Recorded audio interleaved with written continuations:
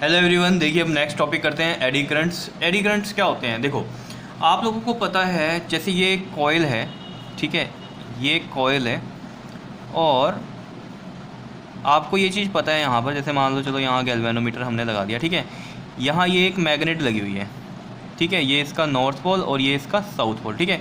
जब हम इसको आगे करते हैं और पीछे करते हैं, ठीक है, तो क्या होता है यहाँ पर मैग्नेटिक फील्ड लाइंस चेंज होंगी यहाँ पर इसमें, और हम क्या बोल सकते हैं कि फ्लक्स चेंज हो रही है। उसकी वजह से क्या बोलते हैं हम, ईएमएफ इंड्यूस हो गया। ईएमएफ इंड्यूस होने से क्या होता है, उसकी वजह से एक करंट पैदा होता है, और वो करंट इंड्यूस हुआ, ये तो हुआ था नॉर्मल करंट इंड्यूस, ठीक है। ये एडी करंट कहाँ इंड्यूस होता है? देखो, जैसे मान लो ये आपके पास एक बल्क पीस है किसी कंडक्टर का, ठीक है, बल्क पीस ऑफ कंडक्टर है कोई ये, ठीक, इस तरीके से। अब यहाँ पर क्या है, इसमें भी क्या हो रहा है, ये आपके सामने ये एक तरह से मैंने मैग्नेट लगाई नॉर्थ और साउथ, ठीक है, ये भी आगे हो रही है और पीछे हो रही है। इसकी वजह से क्या होगा बताओ, इसमें मैग्नेटिक फील्ड चेंज होगा, यानी कि फ्लक्स चेंज होगी तो करंट इंड्यूस होगा। क्यों? क्योंकि फ्लक्स चेंज हो रही है तो ईएमएफ इंड्यूस होगा, ईएमएफ इंड्यूस होगा तो करंट आएगा। अब इसमें जो करंट बनता है वो कैसे बनता है आपके पास, इस ऐसे इस घुमेरू में बन जाते हैं ये, इस तरीके से सर्कल की फॉर्म में, समझ रहे हो। और ये जो करंट होता है ऐसे सर्कल की फॉर्म में इसमें, ठीक है, ये क्या होता है आपके पास, एडी करंट, समझ रहे हो। बात वही है, लेकिन ये कॉइल में था नॉर्मल करंट, हम बोल रहे हैं ईएमएफ इंड्यूस होने पे जो करंट आता है वो नॉर्मल करंट है। लेकिन अगर कोई बल्क पीस ऑफ का कंडक्टर है तो क्या होगा, उसमें इस तरीके से करंट बनेगा, और ये जो करंट बनेगा इसको हम बोलते हैं एडी करंट। एडी से ही आपको पता चल जाना चाहिए भंवर।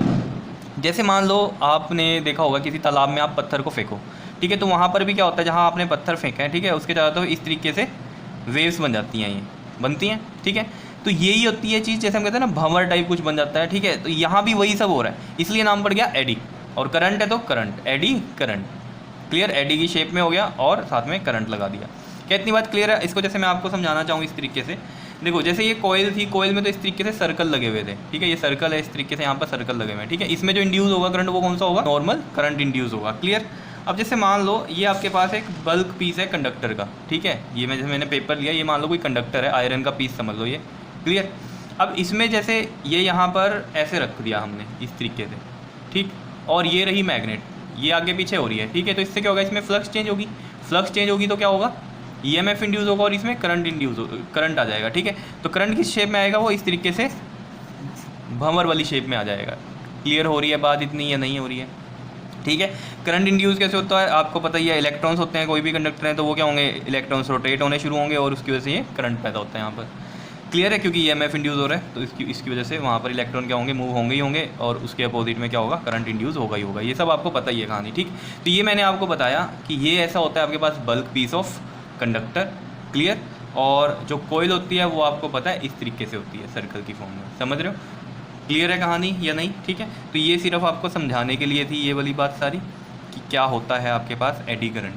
क्लियर है, काम सारा वही है जो हमने पढ़ा है इलेक्ट्रोमैग्नेटिक इंडक्शन वाला ही, लेकिन बस बल्क पीस है कंडक्टर का तो एडी करंट बनता है, और नॉर्मल कोयल है तो आपके पास वहाँ नॉर्मल करंट इंड्यूस होता है। क्लियर है इतनी बात? ठीक है।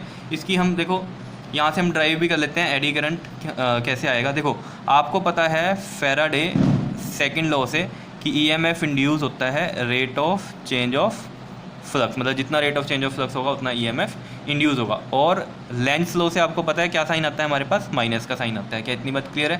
क्योंकि जो ईएमएफ इंड्यूस होगा वो क्या करेगा, अपने कॉज ऑफ प्रोडक्शन को क्या करेगा, अपोज करेगा। तो यहाँ फ्लक्स चेंज हो रही है तो उसको ही अपोज करेगा, इसलिए माइनस का साइन आता है। ये सब आपको पता है, ठीक है। अब देखो आपको पता है नाउ E इजकल टू में आपके पास या V इजकल टू क्या होता है, IR होता है, ठीक है। और यहाँ से अगर हम I की वैल्यू निकाल लें तो क्या आ जाएगी, V/R। ये कहाँ से, ओम्स लॉ से हमें पता है, ठीक है। तो यहाँ V की जगह E है तो I इजकल टू में यहाँ आ जाएगा E/R। कितनी बात क्लियर है? तो हम यहाँ पर I लिख लेते हैं, ये I इजकल टू में क्या आ गया, E/R आ गया। कितनी बात क्लियर है? कहाँ से आया ये आपके पास, ओम्स लॉ से आया। समझ में आ रही होगी कहानी, ठीक है। तो I इजकल टू में E/R आ गया, और अगर हम यहाँ देखें ये I है और E क्या है इतना हमारे पास, माइनस का d∅dt, और नीचे है R। तो ये जो करंट आया है ये क्या है हमारे पास, एडी करंट। क्लियर है इतनी कहानी या नहीं? अब देखो एडी करंट के क्या होते हैं, कुछ फ़ायदे भी हैं कुछ नुकसान भी हैं, ठीक है। नुकसान क्या है, देखो मैं आपको बताता हूँ। जैसे मान लो ट्रांसफार्मर है, जैसे अभी तो आपको नहीं पता, ट्रांसफार्मर अभी आएगा आगे, ठीक है। जैसे ये इसकी प्राइमरी कोयल होती है और ये इसकी सेकेंडरी कोयल होती है, क्लियर। बस थोड़ा ऊपर से बता रहा हूँ ट्रांसफार्मर के बारे में, अभी आएगा ये आपके पास फोर्थ के C पार्ट में, ठीक है। तो जैसे यहाँ से आपने इसको वोल्टेज दी और यहाँ पर ये क्या होता है आपके पास एक आउटपुट वोल्टेज यहाँ से आपको मिलती है। क्लियर, ये आउटपुट वोल्टेज होती है, ये इनपुट वोल्टेज होती है। ठीक है, तो ये जो प्राइमरी कोयल है और ये सेकेंडरी कोयल है, इसके बीच में हम आयरन की कोर्स डाल देते हैं ये इस तरीके से। ठीक है, ताकि इंडक्शन अच्छे से हो जाए। इस वजह से इंडक्शन समझ रहे हो ना, अच्छे से हो जाए, मतलब क्या है, फ्लक्स लिंक कर जाए इससे अच्छे से। ठीक है ना, क्योंकि आपको पता है आयरन में से मैग्नेटिक फील्ड लाइंस बहुत ज़्यादा पास होती हैं अच्छे से, इस वजह से। ठीक है, तो इस तक ये लिंक्ड अच्छे से करेगा। जो इधर आपके पास मैग्नेटिक फ्लक्स चेंज हो रही है वो लिंक्ड करेगी इससे। ठीक है, और थ्रू दिस कोर्स बहुत डिटेल में आगे करेंगे, समझ रहे हो। तो इतनी बात समझो, ये जो आयरन की कोर्स हम डालते हैं इनमें क्या हो जाता है, एडी करंट आ जाता है। ऑब्वियसली बात है, बल्क पीस ऑफ कंडक्टर है ये, इस वजह से। तो एडी करंट क्या करते हैं, यहाँ पर हीट प्रोड्यूस कर देते हैं, समझ रहे हो। तो हीट लॉस होंगे, वहाँ पर हीट प्रोड्यूस हो रही है तो हीट लॉस होंगे। क्लियर, तो इसको ओवरकम करने के लिए हम क्या कर सकते हैं कि ये जो कोर्स हैं इनको हम लैमिनेट कर दें, समझ रहे हो। नुकसान समझ गए, हीटिंग इफेक्ट आ जाता है। ठीक है, तो उसको हम कैसे कर सकते हैं कि इनको लैमिनेट कर दें। लैमिनेट कैसे करें, देखो लैमिनेट केमिकल से कुछ पॉलिशिंग कर दें, वो दिखाई भी नहीं देती है आपको, लेकिन केमिकल से पॉलिशिंग हो जाती है, तो वो बहुत हद तक आपका रिड्यूस कर देता है एडी करंट को, समझ रहे थे। उसकी वजह से हीट भी कम होती है प्रोड्यूस।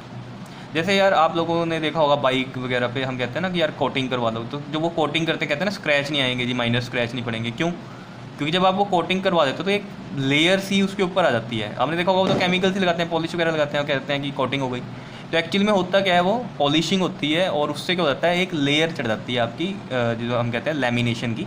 वो दिखाई भी नहीं देती लेकिन माइनर स्क्रैचेस को बचाती है। तो वैसा ही कुछ यहाँ पर है कि हम इनको भी लैमिनेट कर देते हैं उस तरीके से। ठीक है, तो जिससे कि एडी करंट जो है वो कम आते हैं। समझ रहे हो ये बात या नहीं? क्लियर। तो हम कैसे इसको रिड्यूस कर सकते हैं, तो eddy current can be reduced by lamination of core. Lamination कर दें अगर हम कोर्स की। ठीक है, एप्लीकेशन क्या है इसमें एडी करंट में, देखो एक तो स्पीडोमीटर आप सभी को पता है क्या होता है। ठीक है, दूसरा इलेक्ट्रोमैग्नेटिक ब्रेक्स और मेटल डिटेक्शन। ठीक है, वैसे बहुत कुछ है और भी इसमें, लेकिन इतना ही बहुत है, आप इतना ही कर लो। ठीक है, स्पीडोमीटर भी पता है आपको, मेटल डिटेक्शन भी पता है, इलेक्ट्रोमैग्नेटिक ब्रेक्स भी पता है। इलेक्ट्रोमैग्नेटिक ब्रेक्स होती हैं यूज़ आपकी ट्रेन्स में। ठीक है, तो चलो इसके बारे में ओवरव्यू देता हूँ थोड़ा सा। देखो जैसे मान लो मैं यहाँ पर ये नॉर्थ पोल ले रहा हूँ और ये ले रहा हूँ मैं south pole. Clear, magnetic field lines जाएंगी नॉर्थ टू साउथ, पता है सभी को। ठीक है, अब क्या है, मान लो यहाँ पर हमने एक पेंडुलम टाइप एक बल्क पीस यहाँ पर ऐसे लटका दिया। ठीक है, और ये पेंडुलम की तरह ऐसे मूव हो रहा है इधर उधर। ठीक, तो अगर हमने जब पहले इसमें मैग्नेटिक फील्ड नहीं दिया था, तब जब ये पेंडुलम ऐसे मूव हो रहा था, ठीक है, टू एंड फ्रो की पोजीशन में, ठीक है ना, इधर उधर। ठीक है, तो ये स्टेबल होने में ले रहा था, मान लो आप 10 सेकंड ले रहा था।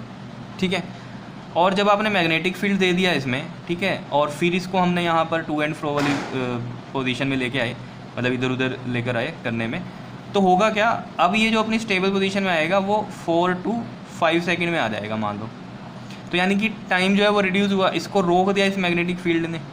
ऑब्वियस है मैग्नेटिक फील्ड आया और ये ऐसे रोटेट हो रहा है, समझ रहे हो, तो यानी कि फ्लक्स चेंज हो रही है इसमें। तो फ्लक्स चेंज हो रही है तो उसकी वजह से क्या होगा, ईएमएफ इंड्यूस होगा और इसमें एडी करंट आ जाएंगे। ठीक है, तो ये जिसकी स्टेबल आने का जो टाइम हुआ वो 4 to 5 सेकंड हो गया। पहले 10 सेकंड में हो रहा था जब इसको मैग्नेटिक फील्ड नहीं दिया था, यानी कि कोई एडी करंट भी नहीं आ रहा था क्योंकि कोई फ्लक्स चेंज नहीं हो रही थी। समझ रहे हो ये बात? तो यानी कि कम टाइम लगा इसको रुकने में।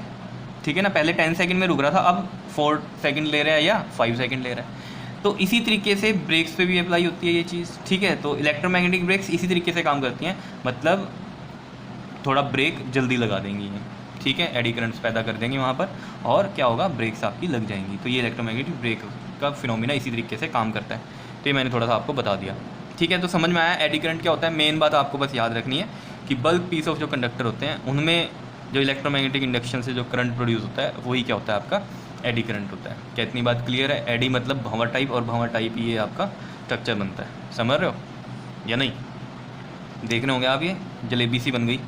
ठीक है, तो यही चीज़ हमारा एडी करंट होता है। समझ में आया? ठीक है, अब इससे नेक्स्ट टॉपिक हम करेंगे EMF across rotating rod. Clear? Okay जी, थैंक यू।